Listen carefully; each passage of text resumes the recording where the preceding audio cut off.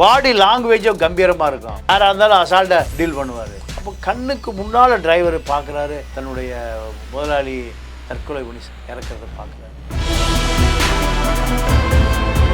ரஜினி, கமல், விஜய், அஜித் யாரையும் பார்க்க மாட்டேன். தவறு என்றால் உடனே முதல் குரல் அவருடைய குரலாக தான் இருக்கும். இப்படிப்பட்ட தைரியமானவருக்கு எப்படி சார் தற்கொலை பண்ணிக்கணும்ன்ற எண்ணம் வந்துச்சு? குடும்பம் தான் காரணம்.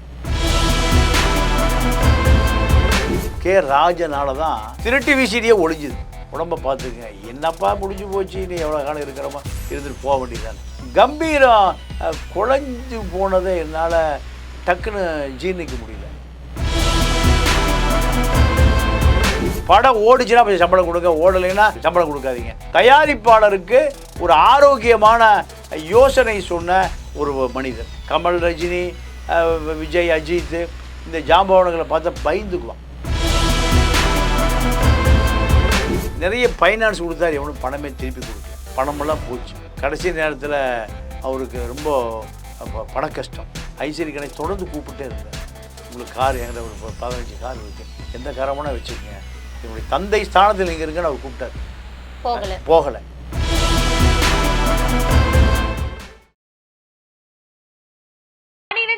பொதுத் தேர்வில் மாநில அளவில் சிறப்பிடம் பிடித்த நாமக்கல் குறிஞ்சி மெட்ரிக் மேல்நிலைப் பள்ளி 10th வகுப்பு பொதுத் தேர்வில் 490 மதிப்பெண்களுக்கு மேல் பெறும் மாணவர்களுக்கு கல்வி கட்டணம் முழுவதும் இலவசம். நீட் ரிப்பீட்டர்ஸ் பேட்ச் மற்றும் ஒரு வருட சிறப்பு பயிற்சி வகுப்புகள். குறிஞ்சி கல்வி நிறுவனங்கள், காவேரிப்பட்டி, நாமக்கல். கிங் டிவி நேயர்களுக்கு வணக்கம். இன்றைய சிறப்பு நிகழ்ச்சியில் நம்முடன் இணைந்திருக்கிறார் மூத்த பத்திரிகையாளர் தமிழா பாண்டியன் அவர்கள். வணக்கம் சார். வணக்கம். எப்படி இருக்கீங்க சார்? நல்லா இருக்குமா. அதாவது தமிழ் சினிமாவுக்கே ஒரு சோகமான செய்தி அப்படின்னு சொல்லலாம். மூத்த தயாரிப்பாளராக இருக்கக்கூடிய கே ராஜன் அவர்கள் உடல்நலக் குறைவால் இருந்திருந்தா கூட இவ்வளோ பேசு பொருளாக ஆயிருக்குமான்னு தெரியல, ஆற்றில் குதிச்சு தற்கொலை பண்ணியிருக்காரு. இந்த விஷயத்தை கேட்கும்போது என்ன நினைக்கிறீங்க சார்? அவர் ஒரு சுயமரியாதைக்காரர். நீங்கள் அவருடைய மரணம் திரைப்பட உலகத்துக்கு ஒரு சுயமரியாதை மரணம். எந்த தவறையும் தங்கு தடையின்றி தட்டி கேட்கக்கூடிய ஒரு மனிதாபிமானி. ரஜினி, கமல், விஜய், அஜித் யாரையும் பார்க்க மாட்டார். தவறு என்றால் உடனே முதல் குரல் அவருடைய குரலாக தான் இருக்கும். இவர் மேலே பல வழக்குகள். எதுக்காக வழக்குகள்னால், திரைப்பட தயாரிப்பாளராக இருந்திருக்கார். உணர்ச்சிகள் ஒரு படம் எடுத்திருக்காரு, ஒரு 2-3 படம் எடுத்திருக்கார். அவருடைய மகனை ஹீரோவை போட்டே படம் எடுத்திருக்கார். இயக்குனராகவும் இருந்திருக்காரு. கதை வசனகர்த்தா, இப்படி பல வேடம் இருக்குது. இந்த திரைப்படம் பல சிறு சிறு தயாரிப்பாளர்களுக்கு முதலீடு செய்வார்.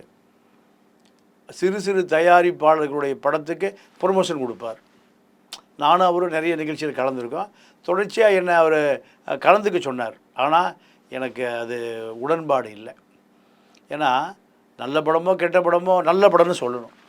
ஏன்னா பாவம் தயாரிப்பாளர் பல கோடியை குட்டி எடுத்திருக்கான்.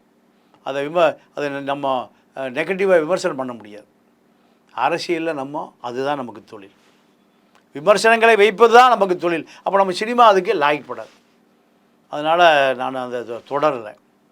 ஆனால் ராஜனை பொறுத்த வரைக்கும் திருட்டு விசிடி காலம் ஒன்று இருந்தது. அப்போ பர்மா பஜாரில் பல கடைகளில் அவரே பூந்து அதை அழிச்சிடுவார். நேராக அவரே பட்டாளத்தோடு அவரே போலீஸை மாதிரி இறங்கிடுவார். பல சண்டை, கைகலப்பு, அடிதடி, தகராறு. அப்போது இது அவர் மீது அந்த பர்மா பஜாரில் திருட்டு விசிடி ஆட்கள் பல புகாரை போலீஸை வச்சு புகார் கொடுப்பான். எல்லா வழக்கையும் அவர் சந்தித்தார். இப்போ அவர் வயசு 85 வயசு அவருக்கு. இதில் விட அவருக்கு ஒரு சிறப்பு என்னென்னா, விநியோகர் சங்க தலைவர். நீங்கள் இந்த படத்துக்கு ஏங்க ரஜினிக்கு 40 கோடி 50 கோடி அப்போ 100 கோடி கொடுக்குறீங்க? படம் ஓடிச்சுன்னா கொஞ்சம் சம்பளம் கொடுங்க, ஓடலைன்னா சம்பளம் கொடுக்காதீங்க. அவரை ஒரு பார்ட்னராக சேர்த்துக்க. தயாரிப்பாளருக்கு ஒரு ஆரோக்கியமான யோசனை சொன்ன ஒரு மனிதர். இதை யாரும் சொல்ல மாட்டான். அப்போவே கமல், ரஜினி, விஜய், அஜித் இந்த ஜாம்பவான்களை பார்த்தா பயந்துக்குவான். சினிமாக்காரன் பூராமே பிறவி கோலை, பயந்தாங்கொல்லி பயிலுவான். அப்போது தைரியமாக திருட்டு விசிடி எங்கெங்கே வச்சுருக்காங்களோ திருட்டு விசிடி ஒழிப்பு படை ஒரு படையே வச்சுருந்தேன் நான். 2025 வருஷத்துக்கு முந்தி அவருக்கு ஒரு 60 வயசு. அப்போவே இளைஞனை போல தான் இருப்பார். இந்த கே ராஜனால தான் திருட்டு விசிடியே ஒழிஞ்சுது. நீங்கள் ஏதாவது ஒரு படம் எங்கேயாவது வெளிநாட்டு உரிமையில் அதை பிரதி எடுத்து சென்னையில் பல இடங்களில் திருட்டு விசிடி ஃபேக்ட்ரி இருக்குது. இப்போ அதெல்லாம் தேவையில்லாமல் போச்சு.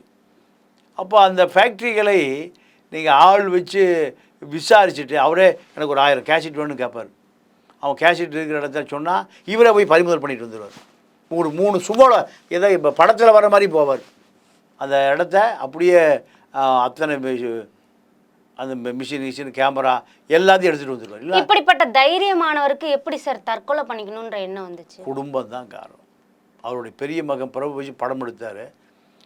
பெரிய மகன் பிரபு அவரோட இருக்கார். ஒரு 10 ஆண்டு காலம் பாம்புக்குற ஹோட்டல் தான் தங்கியிருக்கார். இல்லை, ஓராண்டு காலம்னு செய்து இல்லை இல்லை இல்லை இல்லை அதெல்லாம் போய் நானே பல முறை பார்த்துருக்கேன். ஸோ அதாவது இப்போது இந்த சமூக வலைதளத்தில் ஒரு 5% உண்மை இருந்தால் போதும், 95% பிட்டா பண்ணிடுவான் நம்மால். இதுதான் நீங்கள் இப்போ டிவி இப்போ ஓடுறதில்ல, யாரும் பார்க்குறதில்ல. அவன் அரசியல் கட்சிக்கு சார்பாக இருக்கான். இப்போ அதே நிலைமை இந்த சமூக வலைதளம் யூடியூப்பருக்கு வந்துட்டான். எனக்கு அவரை 25 வருஷமாக தெரியும். 25 வருஷத்தில் அவர் ஒரு பள்ளிக்கூடம் நடத்தினார். அந்த பள்ளிக்கூடத்தை இப்போ உடனே பிரித்து சொத்தை பிரிக்கணும்னு அவருடைய குடும்பம் இப்போ ஒரே சண்டை சச்சரவு. அது ஒரு டிப்ரெஷன். அவருக்கு மனைவி இறந்துட்டாங்க, அது ஒரு அழுத்தம். நிறைய ஃபைனான்ஸ் கொடுத்தார், எவனும் பணமே திருப்பி கொடுக்கல. பணமெல்லாம் போச்சு. கடைசி நேரத்தில் அவருக்கு ரொம்ப பண கஷ்டம். மகள்லாம் வந்து அந்த சொத்தை பிரிச்சுங்க, கேஸ் போட்டு உங்களுக்கு பின்னாடி அந்த ஸ்கூலில் எங்களுக்கு வராது. இல்லை, மகள் தான் சாப்பாடு டெய்லியும் ஹோட்டல் கொடுக்குறாங்க. இதுவும் நடக்குது. அப்போது பள்ளிக்கூடத்தை லீஸு கொடுத்தாரு, ஏதோ செலவுக்கு பணம் வாங்கினார். மறுபடி அந்த குடும்பம் அதுக்குள்ளே அந்த ஸ்கூலை விற்கணுங்கிறாங்க. விற்றா பல கோடி வரும், பங்கிக்கலாங்கிறாங்க. அவர் அந்த ஒரு சொத்து இந்த குடும்பத்தை அத்தனை பேரையும் காப்பாற்றணும்னு நினைக்கிறாரு. அப்போ அதுக்கு அவங்க உடன்பாடு இல்லை. பெரிய மகன் சொந்தமாக படம் எடுத்தே ஆகணும், எனக்கு ஒரு 10 கோடி பணம் வேணுங்கிறாரு. அப்போ அந்த ஸ்கூலை விற்கிறதுக்கான நெருக்கடி அவரும் கொடுக்குறாரு. இப்படி பல நெருக்கடிகள் பல. ஆனால் தனியார் சேனலுக்கு அழகப்பன் தயாரிப்பால் கொடுத்த தகவலின் பேரில் அவருக்கு கடன் தொல்லையெல்லாம் கிடையாது, குடும்ப அழுத்தம் மட்டும்தான் இருக்குது. கடன் வாங்குற அளவுக்கு அவர் யார்கிட்டையுமே அதிகமாக பணம் சம்மந்தப்பட்டதாக எடுத்து வச்சுக்க மாட்டாருன்னு சொல்லியிருக்காரு சார். சர்வேவலுக்கு பணம் தேவையில்லை. அவருக்கு மாதம் ஒரு 3 லட்சம் ரூபா தேவை. டிரைவரு, கார் சம்பளம், சாப்பாடு, ஹோட்டல் தங்கியிருக்கு. அது மாதம் டெய்லி 10,000 ரூபா வேணும். அது இல்லாமல் வாழ முடியாது. ஒரு 2வது இந்த வேல்ஸு கல்லூரி தலாளர் அவர் இவரை நீங்கள் அவுட் ஹவுஸில் தங்கிக்கிங்க, உங்களுக்கு காரு எல்லா வசதியும் பண்ணித்தார். என்ன காரணம்னா ஐஸ்வரி கணேஷுடைய அப்பா ஐஸ்வரி வேலன். ஐஸ்வரி வேலனும் கே ராஜனும் நெருங்கிய நண்பர்கள். மிக சாதாரணமாக இருந்த காலத்தில் அந்த நட்பில் நீங்கள் அவர் ஐஸ்வரி கணேஷ் அவர் மாமான்னு தான் கூப்பிடுவார். ஐஸ்வரி கணேஷ்கிட்ட தான் இவருடைய மக பிரபு அங்கே தான் இருக்கார், கதை இலாக்காவில் வேலை பார்த்துட்ருக்காரு. அவர் சொந்தமாக படம் எடுக்கணும், படம் எடுத்து ஜெயித்த பிறகு தான் நான் வீட்டுக்கே வருவேன். அதான் LKG படம் எடுத்து வெற்றி கொடுத்தார்ல சார். இல்லை, இருந்தாலும் அதை அடுத்தடுத்து தொடர்ச்சி பண்ண முடியல. இப்போ அவர் எனக்கு ஒரு சினிமா கம்பெனி ஆரம்பிக்கணும், எனக்கு 10 கோடி வேணும்னு அவர் ஒரு வகை ஒரு டார்ச்சர். இப்படி இப்போ அந்த ஸ்கூலை விற்கணும்னு முடிவு பண்ணுறாங்க. அது பல கோடிக்கு போகும். இவருக்கு அது உடன்பாடே இல்லை. எந்த இடத்துல இருக்குது சார் ஸ்கூல்? எங்கேயோ அவுட்டரில் இருக்குதுன்னு சொன்னாங்க, மின்ட்டு ஏரியாவில் இங்கேயும் இருக்குதுன்னு சொன்னாங்க. இறந்த பிறகு தான் மேலே போய் தேட வேண்டியதாக இருக்குது. இப்போ அவர் இந்த டிரைவர் சொல்கிறாரு, வாக்கிங்கு அடையாருக்கு வந்தோம், பாம்குரோவிலேருந்து அடையார் தேவையே இல்லை. அவர் எப்போவுமே மெரினா பீச்சில் தான் வாக்கிங் போவார். வந்தவர் வாக்கிங் போயிருக்கார், போயிட்டு வந்து காரில் ஏறுறதுக்கு வந்திருக்கார். காரில் ஏற வந்தவர் திருப்பி போயிருக்கார். எங்கடா இவர் போகிறாருன்னு பார்த்தா அந்த படி மீது ஏறுவதை பார்த்து அந்த டிரைவர் பதறாரு. அது ஒரே புதை குழி, அது தண்ணி இல்லை, அது பூரா சகதி. நீங்கள் இப்போ ஒரு பாடகியினுடைய கணவர் அங்கே தான் விழுந்து இறந்தார். அப்போ கண்ணுக்கு முன்னால் டிரைவர் பார்க்குறாரு, தன்னுடைய முதலாளி தற்கொலை பண்ணி இறக்கிறத பார்க்குறாரு. இப்போது அவரை பல நாள் அறிந்த நண்பர்கள் சொல்கிறாங்க, அவ்வளோ தைரியமான ஆளுங்க அவர். எனக்கு ஒரு 15-20 நாளைக்கு முன்னாடி அரசியல்லாம் பேசினார். அப்போது ஒரு கம்பீரம் இல்லை. ஏன்னா உடம்பு சரியில்லையான்னு கேட்டேன். இப்போ பைபாஸ் சர்ஜரி பண்ண வேண்டிய தேவை இருக்குது அப்படின்னு சொன்னார். உடம்பை பார்த்துக்குங்க, என்னப்பா முடிஞ்சு போச்சு, நீ எவ்வளோ காலம் இருக்கிறோமோ இருந்துட்டு போக வேண்டியதானே. அப்போது இந்த கம்பீரம் குழஞ்சு போனதை என்னால் டக்குன்னு ஜீர்ணிக்க முடியல. ஒரு தண்டாலடியாக பேசக்கூடிய நபர். ஏன்னா நேருக்கு நேரா. ஆமாம், பயில்வானுக்கு அவருக்கு சண்டை நடந்துகிட்டே இருக்கு. ஐயோ நீ பெண்கள்லாம் ரொம்ப தரந்தாழ்த்தி பேசாதையா, பயில்வான் சண்டைக்கு போவார். அப்போ இப்படிப்பட்ட மனிதர் 85 வயதுலேயும் ஒரு இளைஞராக இருந்த கே. ராஜன் மரணங்கிறத சினிமா உலகம்ல அவரை அறிந்தவர்கள் கூட நம்ப முடியல. இங்கே கடைசி வரைக்கும் நீங்கள் எத்தனை ஆண்டு காலம் என்னுடைய விருந்தினர் இல்லத்தில் இருக்கலான்னு ஐஸ்வரி கணேஷ் தொடர்ந்து கூப்பிட்டே இருந்தார். உங்களுக்கு கார் என்கிட்ட ஒரு 15 கார் இருக்குது, எந்த காரமான வச்சுக்கோங்க, என்னுடைய தந்தை ஸ்தானத்தில் நீங்கள் இருக்குன்னு அவர் கூப்பிட்டார். போகலை. இல்லைப்பா, நான் சுயமரியாதையே இருக்கணும், நான் எனக்கு தேவையான உதவினா வர்றேன்ப்பா, நான் இப்படி சொன்னதாக எனக்கு தகவல் சொன்னாங்க. அப்போ இந்த அளவுக்கு தன்னம்பிக்கையான ஒரு நபர். நீங்கள் இன்னொரு பத்திரிக்கையாளர் சொன்னார், அவருடைய இந்த பாடி லாங்குவேஜும் கம்பீரமாக இருக்கும், யாராக இருந்தாலும் அசால்ட்டாக டீல் பண்ணுவார். இந்த நபர் தற்கொலை செய்தார்னு நம்ப முடியல. அப்போது தற்கொலை செய்கிற எண்ணம் வருகிற பொழுது உயிரா மானமா 2 விஷயந்தான். மானம்தான் பெரியதுனா உயிரை விட்டுருவோம், உயிர் தான் பெரியதுனா மானத்தை விட்டுருவோம். பல பேர் மானமே தேவையில்லை, உயிர் இருந்தால் போதும், மானத்தை விற்று எப்படியாவது பணம் சம்பாரி, உயிரோடு இருந்தால் பணம் வந்த பிறகு போனது மானத்தை விலை கொடுத்து வாங்கிடலாம். அதுதான் நம்ம தமிழ்நாட்டு பழக்கமாக போச்சு. ஆனால் ராஜனை பொறுத்த வரைக்கும் மானம் மயிலிறகை விட எனக்கு கனமானதுன்னு அவர் சொல்கிறார். கே. ராஜன் பல தயாரிப்பாளர்களுக்கு ஏப்பா நீ இந்த பணத்தெல்லாம் வச்சுட்டு வந்தீங்கன்னா லாஸாக போய் ஊருக்கு போப்பா, இப்படி பல இளம் தயாரிப்பாளர்கள் பாதி பேரை காப்பாற்றிருக்கார். ஆனால் ஒரு 50 லட்சம் இருக்குண்ணே, பூஜை போட்டு ஊருக்கு போயிருப்பா, இந்த காசை எந்த சொத்தை விற்றையோ அந்த சொத்தை போய் வாங்கி பல பேரை அனுப்பிச்சு எனக்கு தெரியும். ஏன் 50 லட்சம் வச்சு படம் காணாமல் போயிருப்பா. வேறு ஆள்கிட்ட போனீங்கன்னா அண்ணா இதை வச்சு படம் எடுத்து இன்னொரு 5 கோடி கடன் வாங்கி அடுத்த ஷூட்டிங் கொண்டு போய் நயகராவில் எடுத்து ஆஸ்திரேலியா இப்படி தான் சொல்லுவான். ஆனால் அவர் நீ முடிஞ்சு போயிடுவேன், பல கோடி லாஸ் ஆயிரும். இப்போ இன்னொரு காரணம் என்ன சொல்லப்படுதுன்னா, இப்போ வளர்ந்து வரக்கூடிய தயாரிப்பாளர் நிறுவனங்கள்னால இவருக்கு அழுத்தம் ஏற்பட்டிருக்கலாம், அதனாலேயும் மன உளைச்சல்ல இருக்கலாம்னு சொல்கிறாங்க. இல்லை, அதுக்கெல்லாம் அவர் பயப்படுற ஆள் இல்லை. அதுக்கெல்லாம் அதாவது இதில் அவருக்கு குடும்ப அழுத்தம் ஒன்று, அதை தாண்டி அவர் சர்வைவலுக்கு பிரச்சனை. 2 தான். ஒரு மனிதன் நிலை குலைவது 2 விஷயத்துக்காகத்தான். ஒன்று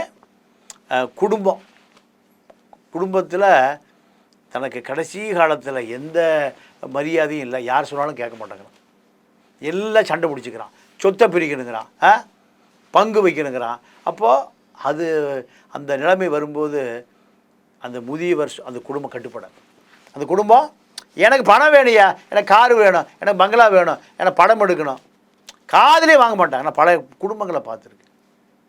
அப்போது யார்கிட்ட சண்டை பிடிக்கிறது, யார்கிட்ட தகராறு பண்ணுறது, பேரங்கிட்டையா சண்டை பிடிக்கிறது, பேத்திக்கிட்டே சண்டை பிடிக்கிறது, மகன்கிட்டையா மகனையா திட்ட முடியும், மகளையா பேச முடியும், மனசுக்குள்ளே வந்து வேற வந்து அடிப்பான், போயார் தெரிஞ்ச தூக்கி போட்டு வந்துடுவான். குடும்பமே அந்த அழுத்தத்தை கொடுக்குற பொழுது தன்னை பாதுகாக்க வேண்டிய குடும்பம் 85 வயசு முதுமையில் தன்னை பாதுகாக்க வேண்டிய குடும்பம் தன்னை தூக்கி போட்டு பணம் தான் முக்கியம், சொத்தை விற்று பங்கு பிரிச்சுக்கும். பல கோடிக்கு போகும் அந்த பள்ளிக்கூடம். இப்போ அது பங்கை பிரிச்சிடுவான். அவனுக்கு ஒரு தேவை, அவனுக்கு எல்லாம் கெட்டு போகிற தேவை, அழிஞ்சு போகும், கெட்டு போயிடும், லாஸ் ஆயிரும், இழந்துருவீங்க பணத்தை. அந்த சொத்தினுடைய வலிமை, சொத்தினுடைய மகிமை அவங்களுக்கு தெரியல. அது எப்பவுமே சோறு போடும்.